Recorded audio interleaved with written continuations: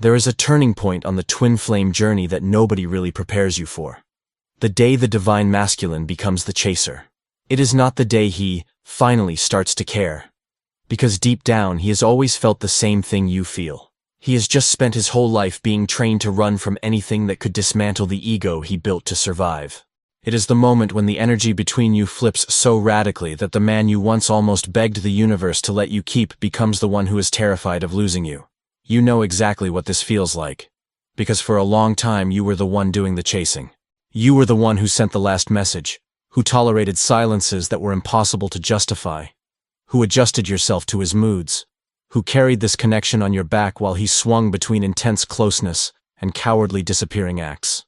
You swore that if the universe were ever really fair, the reward would be simple. He would wake up, apologize, recognize everything you did, and finally give you the love you always dreamed of.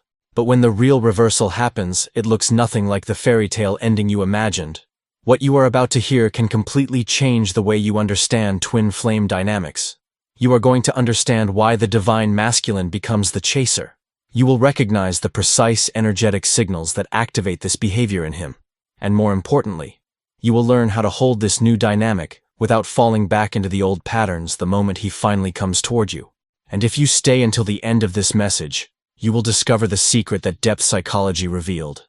This reversal is not about him finally acting right or wrong.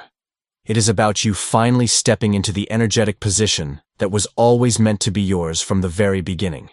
Before you can understand how the divine masculine becomes the chaser, you need to see why his first reaction is almost always to run, shut down, or disappear. The masculine, on the twin flame path, does not run because he does not feel the connection. He runs because he feels it too much. When he looks at you, when he is in your presence, when he allows this connection to touch him for real, he feels something that threatens to completely dismantle the person he has spent his entire life constructing. He feels that he could lose control, that he could become vulnerable in ways he has never experienced, that he could need you in a way that clashes with everything he has been taught about what it means to be a man. Strong, self-reliant, untouchable. The masculine psyche in our culture, especially for men raised in North America, has been built over centuries on the pillars of autonomy and control. From boyhood, he is taught that men are not supposed to depend emotionally on anyone, that vulnerability is weakness, that needing someone means he is not enough. And then one day, he meets you, and suddenly all of those pillars begin to shake, because the connection he feels with you does not respect a single one of those internal rules.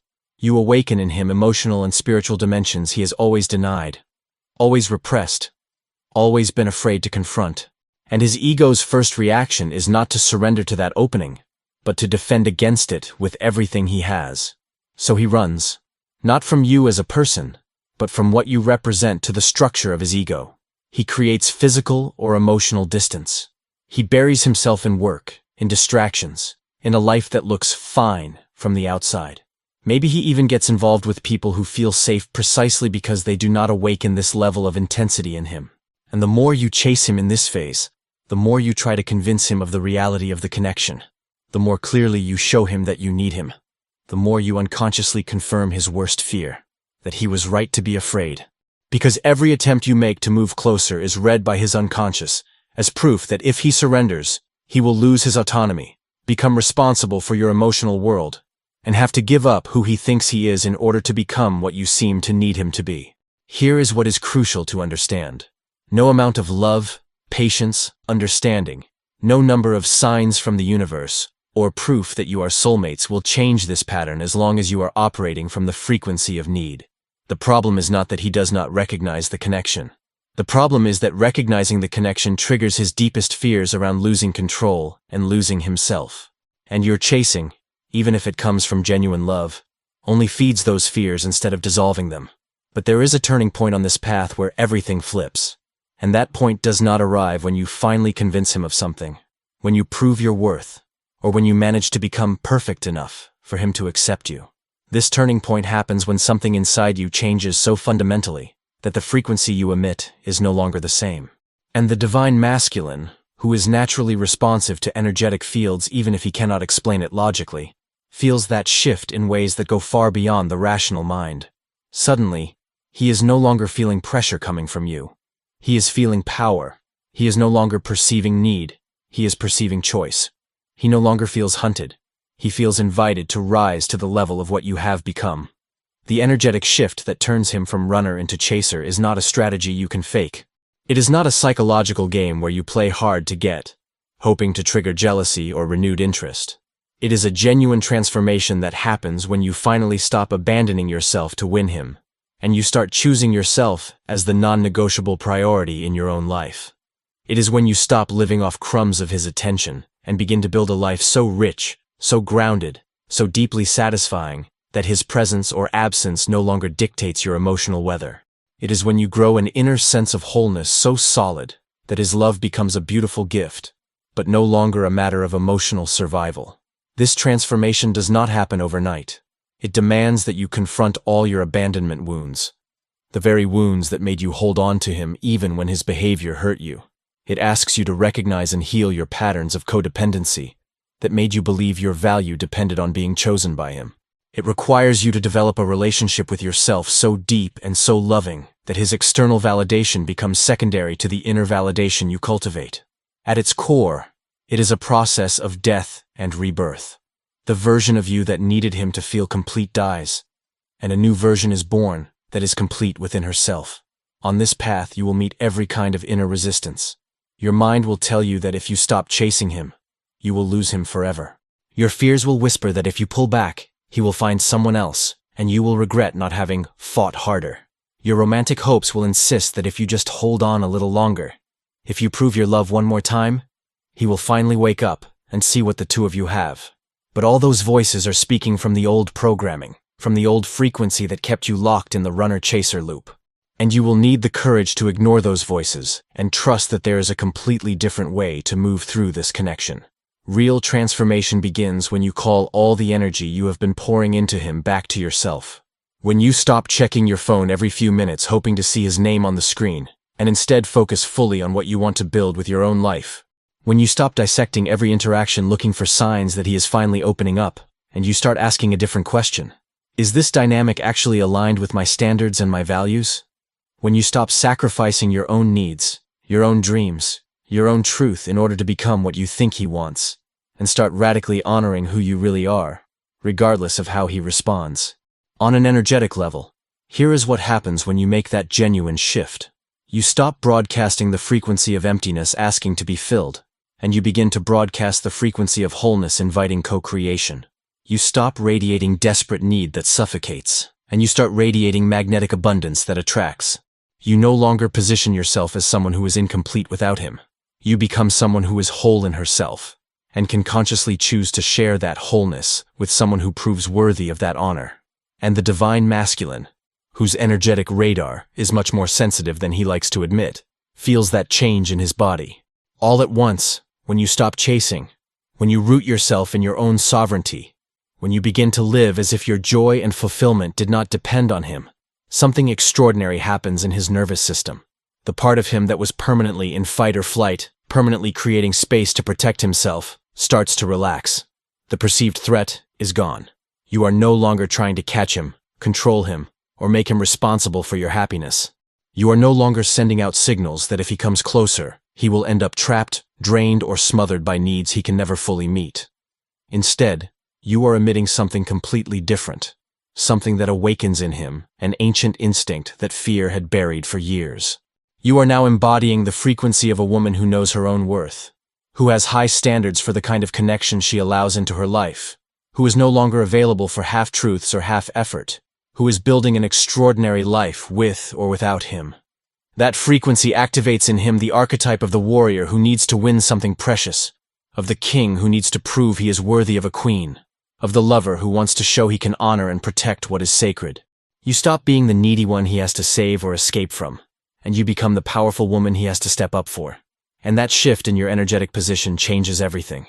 The inversion from runner to chaser does not happen because he finally grew up or because he suddenly realizes what he lost. It happens because you change the magnetic field of the dynamic between you. When you were chasing, you were the positive pole always moving toward the negative pole that pulled away to keep balance. But when you stop chasing and center yourself in your own life, you become the receptive, grounded pole, the magnet that attracts instead of reaching. And he, who used to occupy the negative pole to protect himself from your pursuit, suddenly finds himself in the role of the positive pole, the one who moves, who pursues, who feels an almost irresistible pull toward you. Here is what you need to understand. When he finally turns around and starts chasing you, when he reaches out consistently, when he shows that he wants to be present in your life in a way he never did before, that is not proof that you finally became good enough for him. It is proof that you finally became enough of yourself to change the entire energetic equation between you. He did not suddenly change his opinion of you. He is responding to a completely different frequency that you are sending now that you have stopped abandoning yourself to win him. This is the point where many people make a fatal mistake. They see him coming back with what looks like serious intention, and they immediately fall back into their old patterns. They relax their sovereignty because they think that now that he is chasing, the work is done. They start making him the center of their life again, start adjusting their behavior to his reactions, start lowering their standards out of fear of losing him now that he has finally shown up. And the moment they do that, the moment they slide back into the energy of need and self-abandonment, the dynamic starts to flip back again. He begins to feel that familiar pressure, that old sense of being captured instead of choosing, and his flight instinct switches back on. The inversion from runner to chaser can only hold if you keep living from the transformation that created it. You have to keep choosing yourself first. You have to keep honoring your standards. You have to keep building a life based on your own fulfillment instead of his presence. You must remain the whole, sovereign woman who drew him back in, not revert to the hungry, fearful woman who made him run. That means that even when he is there, even when he is showing love and commitment, you keep your own identity, your own passions, your own rich inner and outer life that do not depend on him for meaning.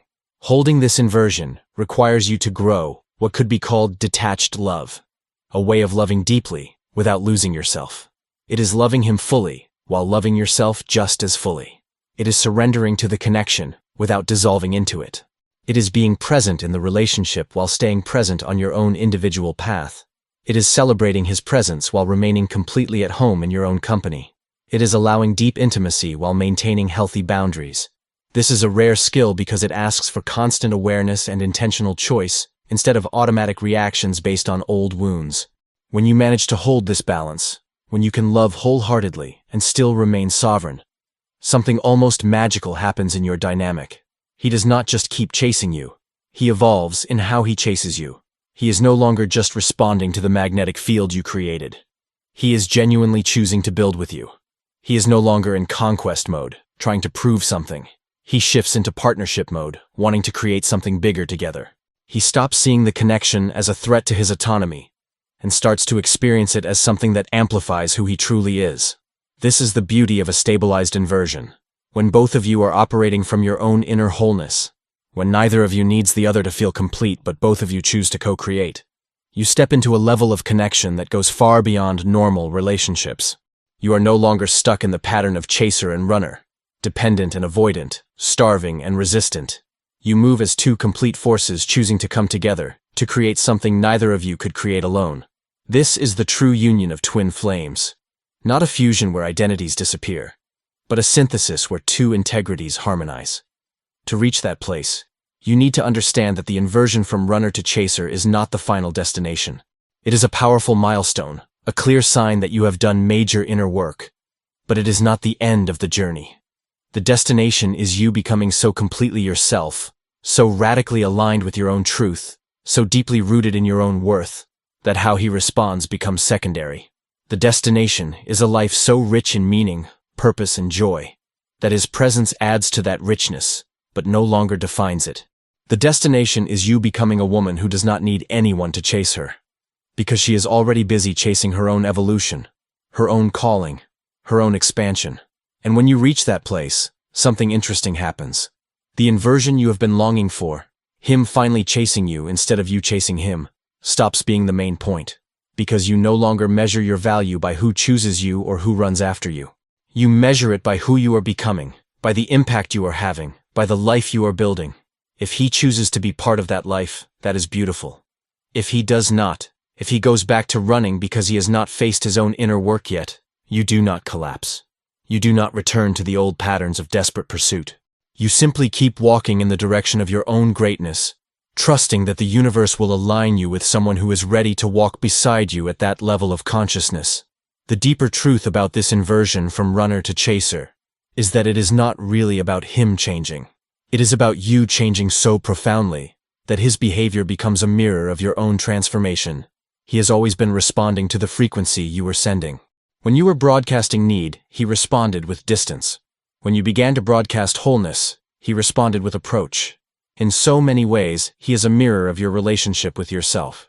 And when you finally fall in love with yourself, when you finally choose yourself, when you finally value yourself the way you always wanted him to value you, he has no choice but to reflect that love and value back to you, or step out of your field. If it feels like you are the one doing all the work while he just reacts, that is partly true. But not because you are more evolved, more spiritual, or because it is the feminine role to carry all the growth for the relationship. It is because the transformation you are being asked to make is not about him at all. It is about you healing your own abandonment wounds, building your own inner sense of worth, constructing your own wholeness that does not depend on external validation. He also has his own internal work to do, his own fears to face, his own individuation process to walk through. But you cannot walk that path for him. You can only walk your own and trust that he, or someone truly ready, will walk theirs in their own time. Maybe he will do that work, and you will meet again as two whole people, ready to co-create. Maybe he will not do that work in this lifetime, and your paths will remain separate while each of you completes your own journey. But in either case, the work you have done to become whole within yourself, to develop emotional and spiritual sovereignty, to build a life rooted in your own values and dreams, transforms everything, not just this one connection. You become a woman who no longer has to chase anyone, because she has become the kind of person everyone wants to move toward. A woman who no longer needs to prove her worth because she knows it so deeply that outside approval becomes a bonus, not a lifeline. A woman who no longer fears abandonment because she has built such a solid relationship with herself that she can never truly abandon herself again. In the end, the inversion from runner to chaser is about you taking your power back. It is about you removing him from the center of your emotional universe and returning yourself to the center of your own life. It is about you no longer making him your sun and instead becoming your own sun, shining from within.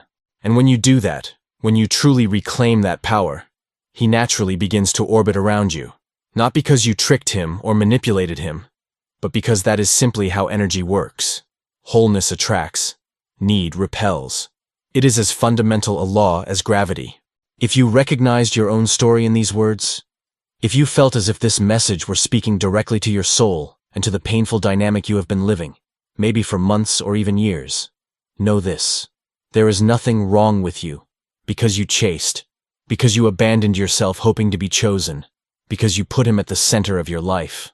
Those were just the patterns of love you were shown, the only ways of loving you knew at the time. But now you know there is another way, a way where you do not have to lose yourself to be loved, do not have to shrink to be chosen, do not have to prove your worth to be worthy. The inversion you long for, where he finally chases you with the same intensity with which you once chased him, can absolutely happen, but it will only happen when you no longer need it to. It will only arrive after you have done the deep work of becoming whole within yourself, of creating a life so rich that his presence becomes the icing on the cake, not the whole cake.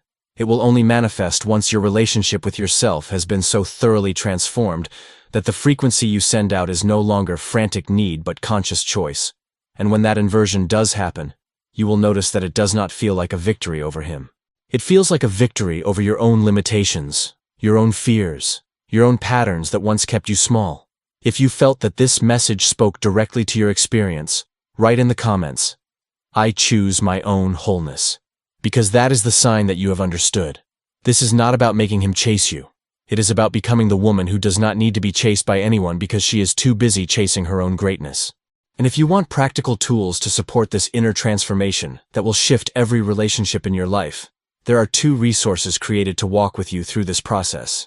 The first is the ebook, 21 Days of Transformation with Carl Jung, a hands-on guide with daily exercises that leads you through individuation, shadow integration, and the building of inner wholeness.